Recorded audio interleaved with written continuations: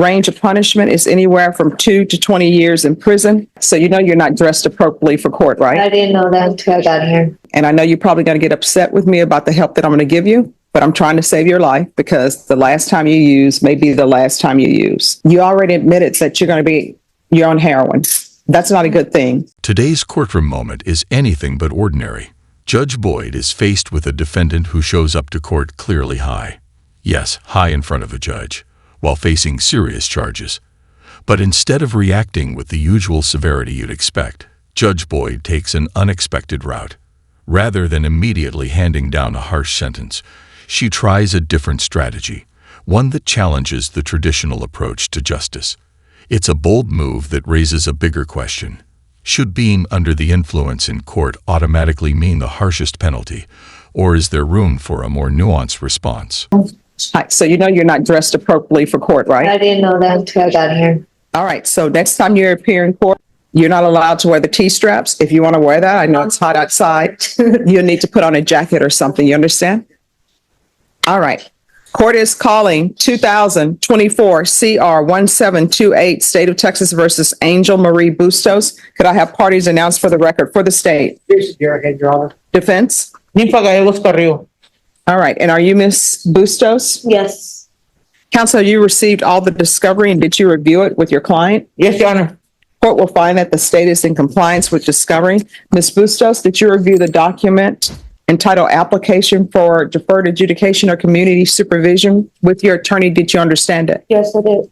Did you review the document entitled True Bill of Indictment with your attorney? Did you understand it? Yes, ma'am. Counsel, do you waive the reading of the indictment? We do, Your Honor. State, are you proceeding on the indictment as presented? You are, Your Honor. Did you review the document entitled Court Admonishments and Defendant's Waivers and Affidavit of Admonitions with your attorney? Did you understand it? Did you sign it in all the appropriate places? I did, ma'am.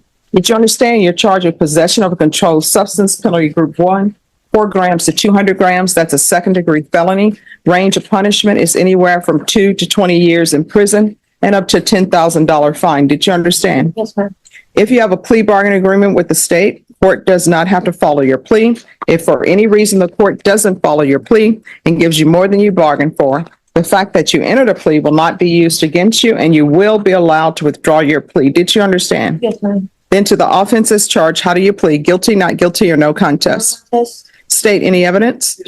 All right, after reviewing state's exhibits 1 and attachments, the court will find there is sufficient evidence to find you guilty. Court will defer finding of guilt as you've applied for deferred adjudication. Are you proceeding with sentencing? Yes, Your Honor. Anything you wish to say on behalf of your client? Your Honor, we would like to ask the court to some assistance with the fine. The state has already lowered the fine, so she can. I'll probate the fine. Okay, thank you, Your Honor. And also, she needs some help with drugs, Your Honor. All right. Do you have any children?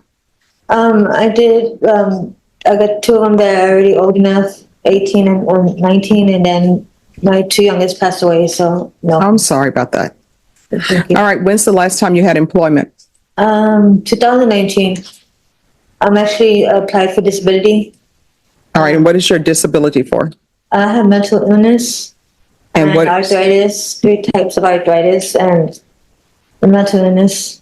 All right. You know, drugs is not helping that, right? Yeah, I know. I've been try getting off. The withdrawals hurt really bad. I'm tired of it. I really am. I do it only just because of the pain, but I'm trying to get off of it. I do need help.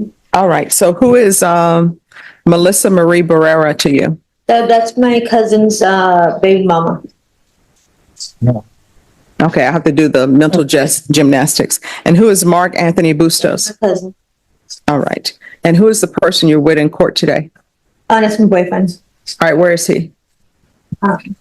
Right there. All right. All right. Okay. Thank you. All right. And do you have any family support? Just him. Where's your family? My mom died, my dad died. Pretty much everyone passed away. I have my brothers, but one's in prison. The other one I don't talk to. So he's my family. So that's why we're asking the court for some assistance, Your Honor. She needs some support from this court in order to help her with that addiction. All right. This is what the court, and if you're drug tested today, it's going to be It's positive. gonna be positive, man. All right. I appreciate your honesty.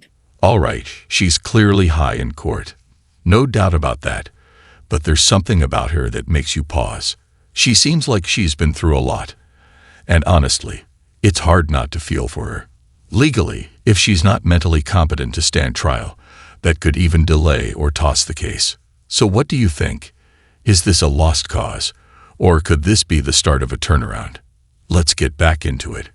Now, I'm going to give you help today, and I know you're probably going to get upset with me about the help that I'm going to give you, but I'm trying to save your life because the last time you use may be the last time you use. Okay. So I'm going to do $1,000 fine. It's going to be probated. I'm going to give you 6 years deferred adjudication, proof of employment, or SSI within 30 days. There should be no employment as a home health care provider or with minors. There should be no unsupervised contact with minors. There's going to be regular reporting by Zoom or in person. We're going to do the UA hotline, going to do a TAP evaluation, felony drug court referral, and Esperanza court referral. That's going to take place in custody. I'm going to ask for 120 sober meetings in 120 days. There should be no contact with Melissa Marie Barrera, Mark Anthony Bustos.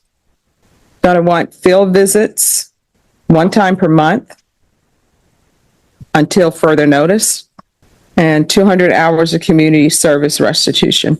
Probation, is there anything else she needs? Is it just me, or does Judge Boyd actually seem to care about this defendant? A lot of judges would have hit her with the max penalty for showing up high. No questions asked. But Boyd takes a different path. She sees someone who needs help more than punishment, and that kind of compassion is rare in a courtroom. With addiction being such a massive issue in the U.S., locking people up hasn't exactly solved much.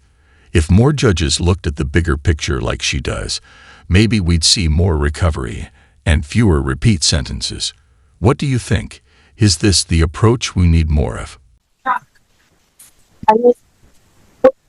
need referral first. Yes. Assuming outcome, I can't have 2 referrals. No. We'll do felony drug court first. Okay. And if she's not accepted there, which if you're honest with them, they'll accept you. Okay. And then if she's not accepted there, we'll do Esperanza court. Thank you. All right. Nothing further. All right. Is there anything else you need from the court? No. All right. Did you review the document entitled Trial Court Certification of Defendant's Rights to Appeal with your attorney? Did you understand it and did you sign it? Yes, I did. All right. Because this is a plea bargain agreement, because I followed your plea bargain agreement, and because you waived your right to appeal, you do not have the court's permission to appeal. Do you understand? Yes, ma'am. All right. We're off the record. To be successful in this court, you need to make sure that you're in contact with probation. If you feel it as though probation is not addressing an issue with you, you can always come in this court. We'll be here. Okay. All right. The other thing is felony drug court is a good program. It's something that you need. You're probably going to need inpatient treatment. But if you are accepted to felony drug court will be monitoring your situation. And they have a judge there, and that judge is Judge Glenn. He'll be monitoring how you're doing. Mm-hmm. The only time I will see you is if you're graduating, and I'll show up to your graduation, or if they send you back here because they say there's nothing else that they can do. Okay. All right. Okay. And if you want me to show up at your graduation, I will definitely show up to your graduation. Okay. Thank you. So what's going to happen today is the deputies are going to take you into custody. If there's anything that you want to see, want to give to your boyfriend, just let them know. How long is it going to be? Because one, you already admitted that you're on heroin. That's not a good thing, because the last time you use could be the last time you use. Okay. And because here's the thing, if you could have, you would have at least came in the court sober. So what will end up happening is felony drug court, it's Tuesday. They'll probably be able to get to see her because I'm going to sign the order immediately for them to interview you. So they'll probably be able to see you before this week is out, and you need to let them know that you're interested in being in their program, and then they will take over supervision. If they think you need inpatient treatment, they'll give you inpatient treatment. If they think you need outpatient treatment, they'll give you outpatient treatment. Okay? I'm usually not a fan of how lenient the courts can be, especially with drug cases. But this one felt different. Instead of prison, she got 6 years of adjudication, which gives her a real chance to turn things around without going straight to jail. As a mom of 2, that chance could mean everything. Addiction's a real issue in the U.S., and locking people up hasn't solved it. It's good to see a judge focus on recovery instead of just punishment. Hopefully, she takes this seriously and makes the most of it. What do you think? Is this her shot at change or just another missed opportunity? Let me know in the comments, and don't forget to like and subscribe. Thanks for watching.